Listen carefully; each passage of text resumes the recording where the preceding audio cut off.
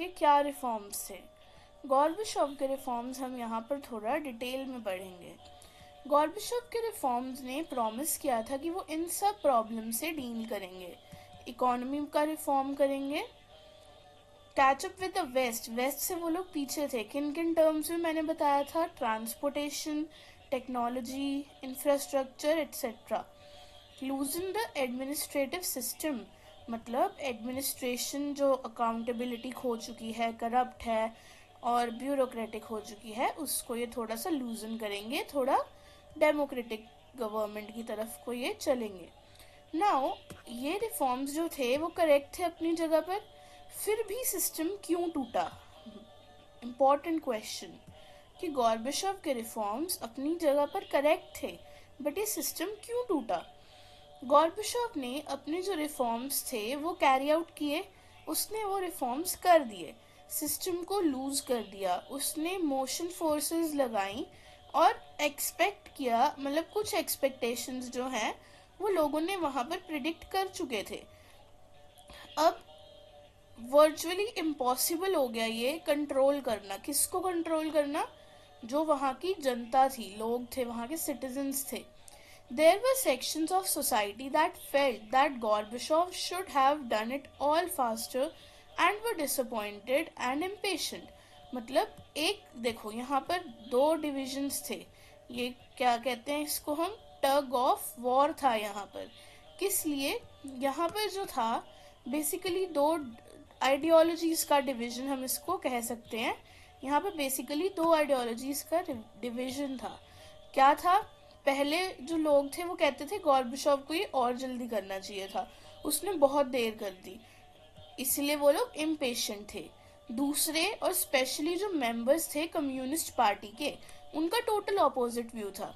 उनका क्या व्यू था? उनको लगा था कि पावर और प्रिविलेजेस जो हैं वो इरोडिंग थी और गॉर्बेचोव बहुत जल्दी चला, मूव टू फास्ट। मतलब एक सेक्शन जो है वो कह रहा है कि बहुत धीरे चला, दूसरा सेक्शन वहीं पे कह रहा है कि बहुत तेज चला, इतना तेज नहीं चलना चाहिए था। तो जो भी था, मतलब इन टोटल गॉर्बेचोव ने सपोर्ट खो दी अपनी, और डिवाइडेड पब्लिक ओपिनियन, मतलब पब्लिक में ही डिवीजन हो गया, इनके ओपिनियंस ही कहते हैं ना अलग अलग डिवाइड हो गए, क्योंकि एक लोग कह रहे बहुत जल्दी, एक लोग कह रहे बहुत धीरे।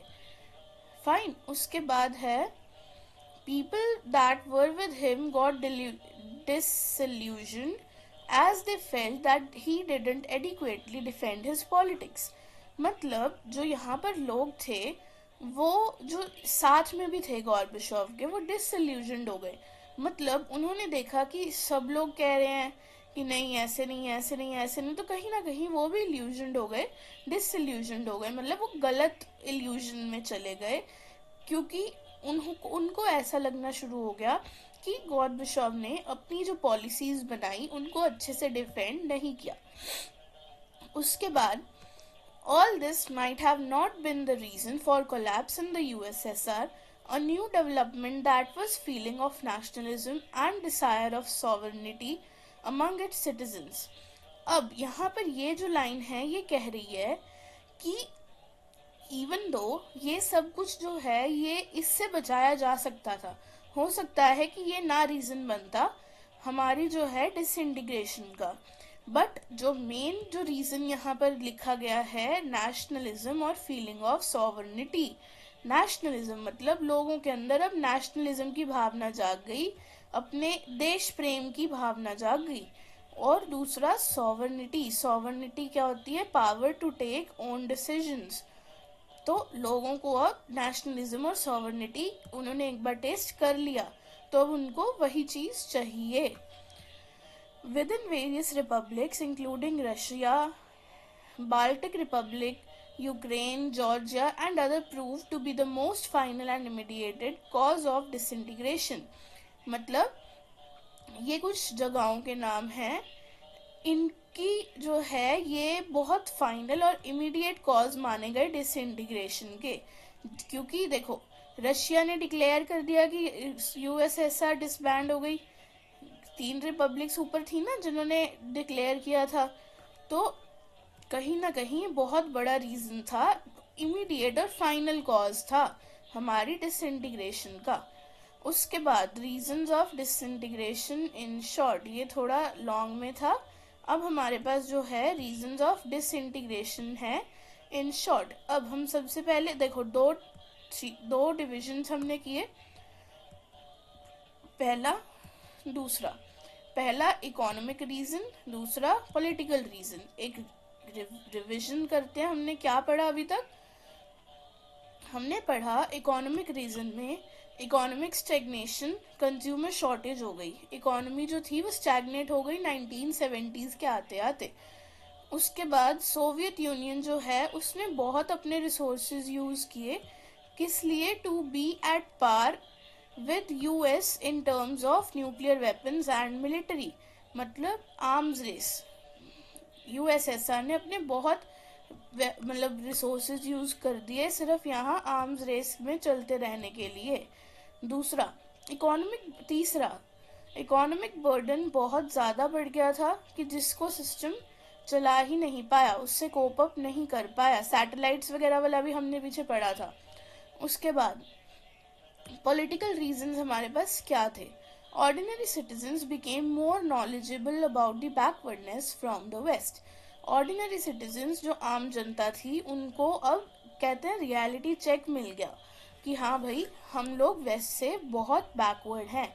उनको अब नॉलेज आ गई। पहले तो वो यही जी रहे थे कि हाँ भाई हम बहुत अच्छे, तो उनको अब अपने पास रियलिटी चेक आ गया था। उसके बाद after believing the system their system is better than western capitalism, they realize their backwardness। वही सेम पॉइंट को घुमा के लिखा है कि खुद वो पहले अपने आप को बेस्ट समझते थे, बट अब वेस्टर्न कैपिटलिज्म को देख के उनको अपनी बैकवर्डनेस रियलाइज हो रही है। Reality came to them as political and psychological shock. ये रियलिटी जो है वो इनको पॉलिटिकल और साइकोलॉजिकल शॉक देकर चली गई। Now, what are the consequences of disintegration? क्या रिजल्ट हुए डिसइंटीग्रेशन के। पहला, end of cold war confrontations. Cold war जो है उसके कारण उसकी जो कन्फ्रंटेशंस एक दूसरे से चल रही थी उसका एंड हो गया। दूसरा, power relations in world politics changed. मतलब पावर रिलेशंस मतलब पहले बाइपोलर वर्ल्ड चल रहा था, अब मल्टीपोलर वर्ल्ड हो गया। अब बहुत सारी इकोनॉमीज इमर्ज हो गई। उसके बाद emergence of many new countries. जब यूएसएसआर टूटा तो उसकी कंट्रीज अलग अलग हुई, तो बहुत सारी कंट्रीज जो हैं वो इमर्ज हो गई। अब पहला, end of cold war confrontations. Arms race खत्म हुई और न्यू पीस की डेवलपमेंट हुई, मतलब अब नया शांति नई अमन आ गया था। उसके बाद power relations in world politics. अब वर्ल्ड के पास दो अपॉर्चुनिटीज थी, या तो मल्टीपोलर या तो बाइपोलर। तो पहला, या तो यूएसए जो है वो पूरी डोमिनेंस ले ले और सुपर पावर बन जाए फिर से, या फिर ग्रुप ऑफ कंट्रीज जो हैं वो मिल करके इंटरनेशनल इम्पोर्टेंट प्लेयर्स बने और सिस्टम को मल्टीपोलर बना दें। एज अ रिजल्ट यूएसए जो है वो as a super power emerge हुआ और थोड़े टाइम के लिए एक यूनिपोलर वर्ल्ड बन गया। मतलब सिर्फ USA was the superpower. Then comes USA became overpowered that capitalist government is best, and international organizations like IMF and WTO came as the world's powerful advisors, which helped the disintegration of USSR by giving them loans for their transitions from USSR to independent countries. इसका मतलब यहाँ पर क्या है, US जो है वो कहते हैं सुपर पावर बन गया, और उसके सुपर पावर बनने से इन्होंने ऐसा मैसेज स्प्रेड किया कि capitalist government is the best, और इंटरनेशनल ऑर्गेनाइजेशंस जैसे IMF, WTO इन्होंने इस्टेब्लिश की और वर्ल्ड के पावरफुल एडवाइजर बन गई ये दोनों जो ऑर्गेनाइजेशंस हैं हमारी। और इन्होंने जो है डिसइंटीग्रेशन जब हुआ यूएसएसआर का, तो इन्होंने कंट्रीज को हेल्प करी यूएसएसआर से इंडिपेंडेंट कंट्रीज बनने में। फाइन। कॉन्सिक्वेंस 3 हमारा था इमर्जेंस ऑफ न्यू कंट्रीज। ये जो कंट्रीज थी इनके पास, मतलब जो यूएसएसआर की कंट्रीज हैं, इनके पास अपनी चॉइस थी कि इनकी अपनी खुद की इंडिपेंडेंट एस्पिरेशंस थी कि ये क्या करना चाहती हैं। अब इनके ऊपर कोई कहते हैं ना रोक टोक वाला सिस्टम नहीं था। Baltic and east European countries join NATO. जो बाल्टिक और ईस्ट यूरोपियन कंट्रीज थी उन्होंने नाटो ज्वाइन किया, नॉर्थ अटलांटिक ट्रीटी ऑर्गेनाइजेशन। उसके बाद जो सेंट्रल एशियन कंट्रीज थी उन्होंने अपनी जियोग्राफिकल लोकेशन की एडवांटेज लेना चाहिए। जियोग्राफिकल लोकेशन ऐसे कि इनके पास जो है रिसोर्सेज बहुत अच्छे थे, तो इन्होंने अपनी जियोग्राफी मतलब अपने लैंड एंड ऑल इन सब रिसोर्सेज का फ़ायदा लेना चाहा, और इन्होंने अपने स्ट्रॉन्ग बॉन्ड्स कंटिन्यू करे रशिया के साथ, और बाकियों के साथ भी अपने रिलेशंस अच्छे एस्टैब्लिश करे। तो इस करके बहुत सारे many new international players emerged. तो कुछ हद तक वर्ल्ड मल्टीपोलर बनना स्टार्ट हो रहा था। नेक्स्ट अब है हमारे पास shock therapy. Shock therapy important question है हमारे पास, और 6 मार्क्स में भी आ सकता है। तो शॉक थेरेपी क्या है? Most of the countries got painful process of transition from authoritarian socialist system to a democratic capitalist system. मतलब बहुत सारी कंट्रीज जो हैं यूएसएसआर की, उनका एक बहुत मतलब कहते हैं ना पेनफुल ट्रांजिशन हुआ from socialist authoritative socialist system to democratic capitalist system. अब पेनफुल ट्रांजिशन कैसे था? Model of transition in Russia, central Asia and east Europe was influenced by the World Bank and the IMF came to be known as shock therapy। मतलब जो model of transition Russia, central Asia, east Europe से जो कि influence था world bank और IMF से, इसको हम कहते हैं शॉक थेरेपी। इन टोटल मतलब अगर हम शॉर्ट करके देखें तो शॉक थेरेपी क्या था? शॉक थेरेपी था transition, painful process of transition, जो कि यूएसएसआर की गवर्नमेंट कैसी थी? अथॉरिटेटिव थी, सोशलिज्म वहाँ फॉलो हो रहा था। तो अथॉरिटेटिव सोशलिस्ट सिस्टम से अब उनको कैसे में जाना था? Democratic capitalist system. तो ये जो ट्रांजिशन था इसको हम कहते हैं shock therapy. Transition from communism to capitalism came to be known as shock therapy. It varied in intensity and speed amongst the former Second World countries, but its direction and features were similar।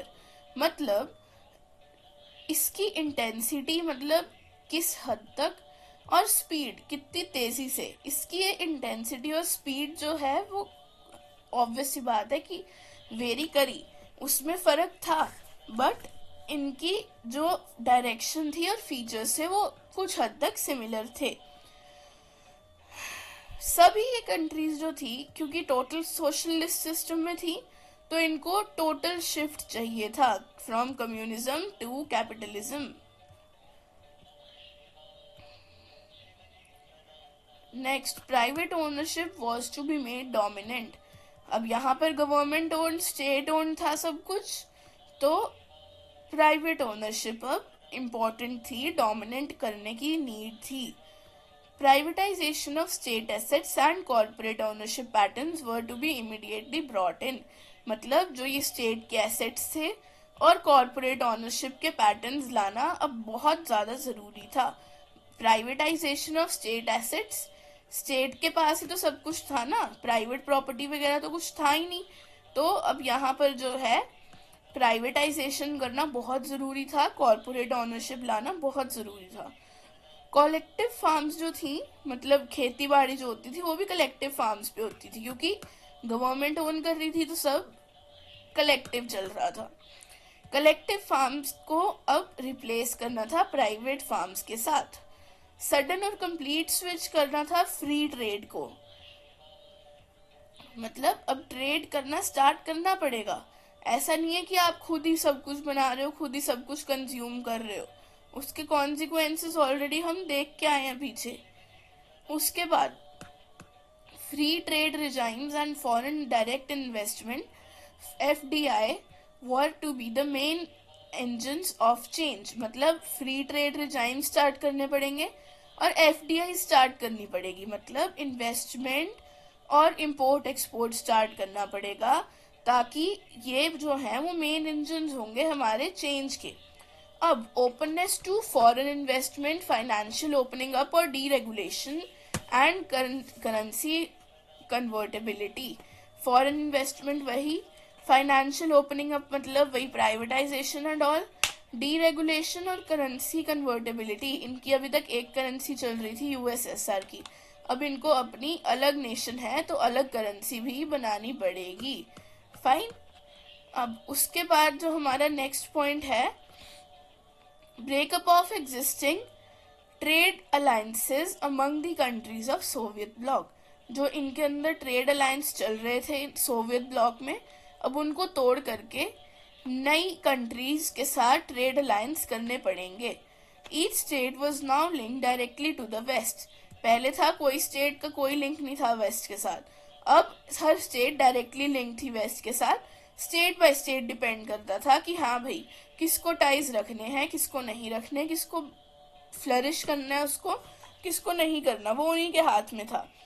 States जो थी वो gradually absorb कर रही थी अब western economic system को, मतलब वो धीरे धीरे अडॉप्ट करने की ट्राई कर रही थी वेस्टर्न इकोनॉमिक सिस्टम यानी कैपिटलिज्म और डेमोक्रेसी को। Western capitalist states now became the leaders. West की जो कैपिटलिस्ट स्टेट्स थी एक हिसाब से वो लीड कर रही थी, क्योंकि ये सब कुछ उनकी तरह ही बनना चाह रहे थे। नेक्स्ट टॉपिक हमारे पास है शॉक थेरेपी।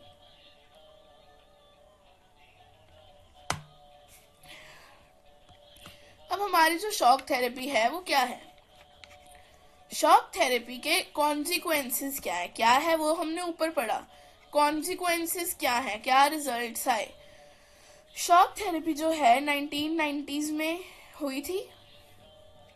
इसने यूटोपिया जो प्रॉमिस किया था वो इसने फुलफिल उतने अच्छे से नहीं किया। इसके कॉन्सिक्वेंसेस कुछ ऐसे हैं। पहले इकोनॉमी में क्या कॉन्सिक्वेंसेस थे, इट रून द इकोनॉमी। जो जितनी भी पहले से ही कोई अच्छी नहीं थी बट स्टिल जो भी थी इन्होंने उसको भी नाश कर दिया।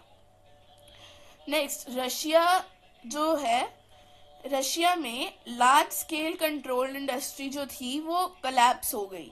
लार्ज स्टेट कंट्रोल्ड इंडस्ट्री मतलब स्टेट ने सब कुछ कंट्रोल किया था, तो इनकी बड़ी बड़ी वहाँ की इंडस्ट्रीज जो थी अच्छी खासी चल रही थी वो भी कोलैप्स हो गई, वो भी बंद हो गई। 90% industries were sold at thrown away prices, मतलब 90% इंडस्ट्रीज जो हैं, क्योंकि देखो गवर्नमेंट से सब प्राइवेट कर रहे हैं तो उनके जितने रेट्स थे उनसे भी इतने कम, मतलब जिसे कहते हैं कि बस काम चलाओ देने वाला फटाफट वाला काम किया। थ्रोन अवे प्राइसेस मतलब जितनी उनकी कीमत थी उनसे भी बहुत बहुत बहुत डाउन पे। Vouchers were given to all the citizens but many of them sold to the black market. सभी सिटीजन्स को वाउचर मिले कि आप आओ, आप इंडस्ट्रीज देखो, आप उनको खरीदो, उनको सबको वाउचर्स मिले, क्योंकि एट द एंड था तो उन सब लोगों का ही। तो उन्होंने जो सिटीजन्स थे, मोस्टली सिटीजन्स ने क्या किया, उनको ऐसे सपोज वाउचर मिले, उन्होंने अपने ये वाउचर जो हैं ये भी सेल कर दिए। अब सेल क्यों कर दिए, गरीबी इतनी थी, पैसे ही नहीं थे, तो पैसों के लिए इन्होंने ब्लैक मार्केट में ये वाउचर भी सेल कर दिए। अब इसको हम कहते हैं largest garage sale in the history. Largest garage sale भी कहते हैं और बिगेस्ट गैम्बल भी कहते हैं।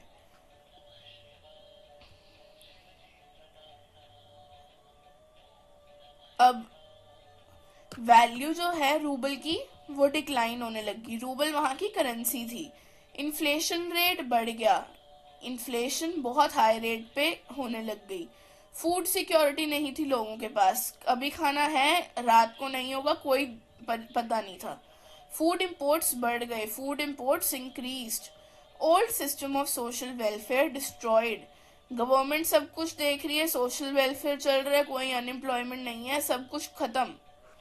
उसके बाद middle class were push to the periphery of society, middle class जो लोग थे वो पेरिफेरी मतलब बिल्कुल एकदम कोने में कर दिए गए, एकदम मतलब बिल्कुल लो उसमें आ गए वो लोग। पेरिफेरी मतलब एकदम बाउंड्री पे। Mafia emerged in most of these countries, in countries में माफिया स्टार्ट हो गए।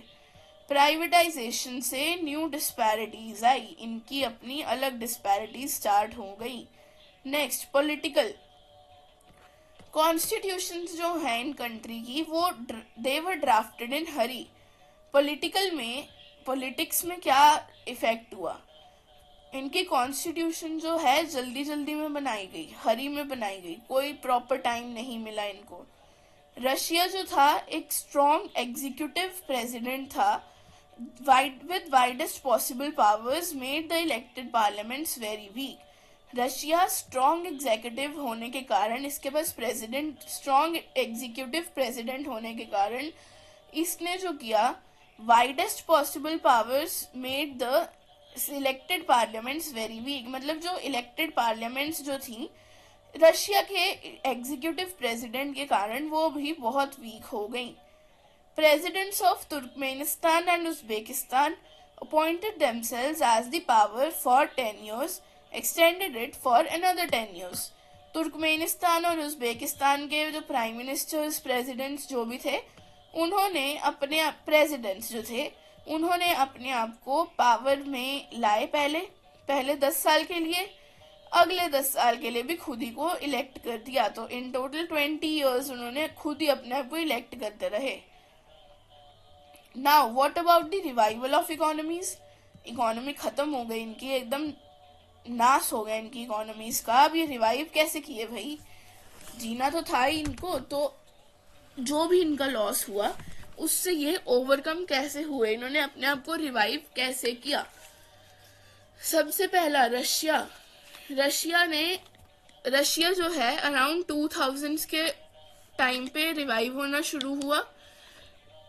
इन्होंने एक्सपोर्ट करनी शुरू करी नेचुरल रिसोर्सेज की, क्योंकि जियोग्राफी इनकी बहुत अच्छी थी, रिसोर्सेज की कमी नहीं थी, तो oil, natural gas, minerals etcetera, इन्होंने इन सब की जो है एक्सपोर्ट्स वगैरह स्टार्ट कर दी।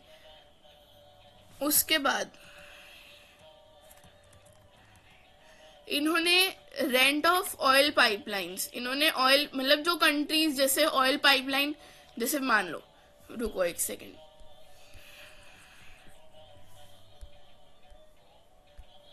इन्होंने जैसे ये देखो, ये कंट्री है, ये कंट्री है, इस कंट्री की जो है पाइपलाइन इस कंट्री से जा रही है, ये जो पाइपलाइन इस कंट्री से जा रही है, ये लोग उसका रेंट लेने लग गए कि मतलब तुम अपनी पाइपलाइन यहाँ से ले जा रहे हो तो हमें इसका रेंट चाहिए, कि हमारी प्रॉपर्टी है, हमारी कंट्री में से लेके जा रहे हो तो तुम इसका हमें रेंट पे करोगे। तो ये भी एक इम्पॉर्टेंट इनकम का जरिया बन गया।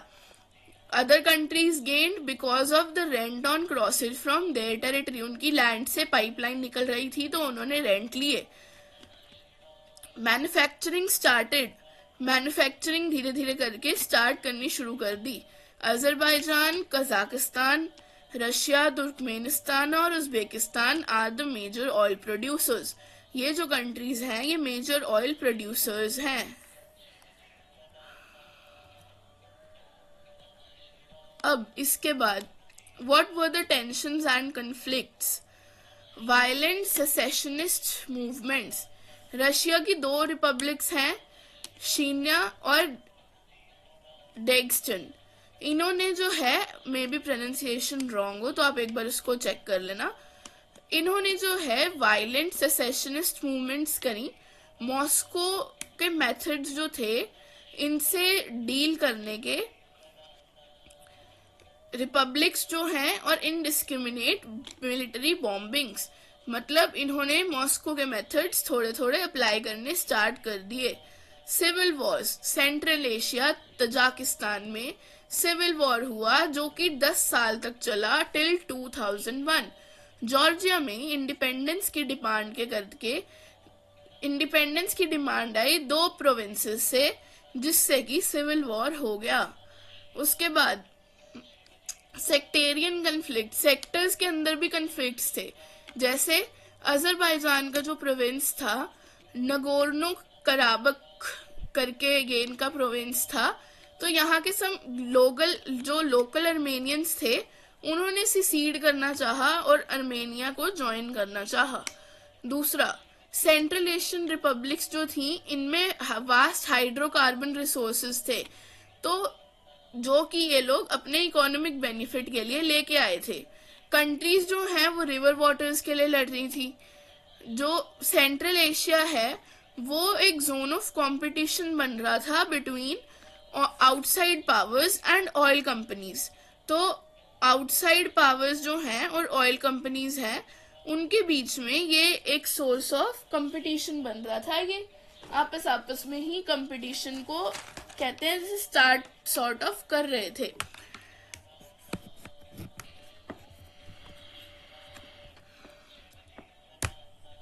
नेक्स्ट, उसके बाद 11 सितंबर 2001 के बाद से यूएस जो है, यूएस ने अपने मिलिट्री बेसिस चाहने लग गया ये in the region and paid the government of Central Asian states to hire bases and to allow airplanes to fly over their territory during wars in Afghanistan and Iraq.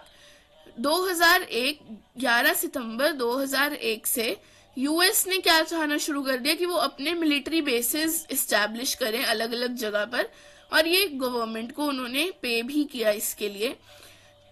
और उसके पे के साथ साथ ये लोग चाहते थे कि इनके जो प्लेन्स हैं ये अपनी टेरिटरीज के ऊपर से, मतलब देखो जो टेरिटरी है, एक देश है, मान लो इंडिया है, तो हमारा आसमान भी तो हमारा ही है ना, तो इन्होंने इसको इस करके भी पे करना स्टार्ट कर दिया कि ये हमारे एयरप्लेन्स को यहाँ से फ्लाई करने की जो है परमिशन दे दें।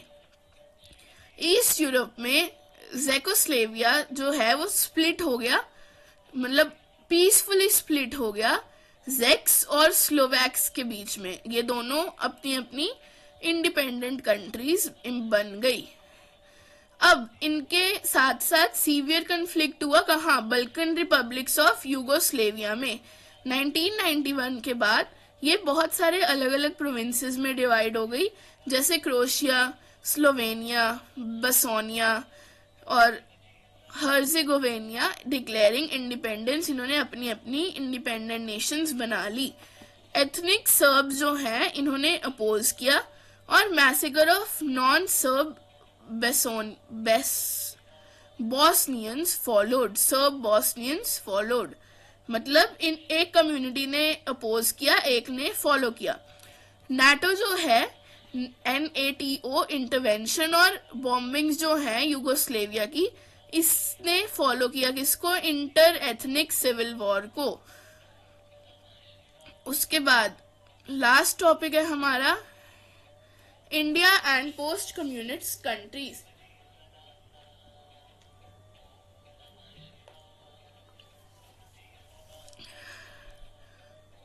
पोस्ट कम्युनिस्ट कंट्रीज का क्या मतलब है? देखो, जो कम्युनिज्म खत्म हुआ, सोवियत यूनियन जब टूटा, यूएसएसआर टूटा, तो जो कंट्रीज अलग अलग हुई उनको ही हम कहते हैं पोस्ट कम्युनिस्ट कंट्रीज। तो अगर कहीं पे भी आए पोस्ट कम्युनिस्ट कंट्रीज तो कंफ्यूज नहीं होना है, उसका मतलब वही है जो डिसइंटीग्रेशन के बाद यूएसएसआर था, अलग अलग कंट्रीज, इंडिपेंडेंट कंट्रीज जो बन गई। ये जो है ये थोड़ा रियल सा टॉपिक है, तो ये कहीं कुछ हद तक कहीं कहीं जगह पर थोड़ा इम्पोर्टेंट हो जाता है कि इंडिया के कैसे रिलेशंस हैं, India and post communist countries जैसे रशिया वगैरह, इनके साथ कैसे रिलेशंस हैं। इंडिया ने सबके साथ ही गुड रिलेशंस एस्टैब्लिश किए हैं, अच्छे रिलेशंस रखे हैं, बट स्टिल रशिया जो है इंडिया का बेस्ट फ्रेंड है, और इंडिया के रिलेशंस जो हैं रशिया के साथ वो एक इम्पॉर्टेंट एस्पेक्ट है हमारी इंडिया की फॉरेन पॉलिसी में। Russia is India's best friend. Then Russia and India share a vision of multipolar world More than 80 bilateral agreements have been signed between India and Russia as a part of Indo-Russian Strategic Agreement of 2001. Indo-Russian Strategic Agreement के under इन्होंने more than 80 agreement sign किए हैं, bilateral agreement sign किए हैं, और India और Russia दोनों एक मल्टीपोलर वर्ल्ड चाहते हैं। इंडिया जो है वो बेनिफिट कैसे करता है अपनी इस रिलेशनशिप के कारण?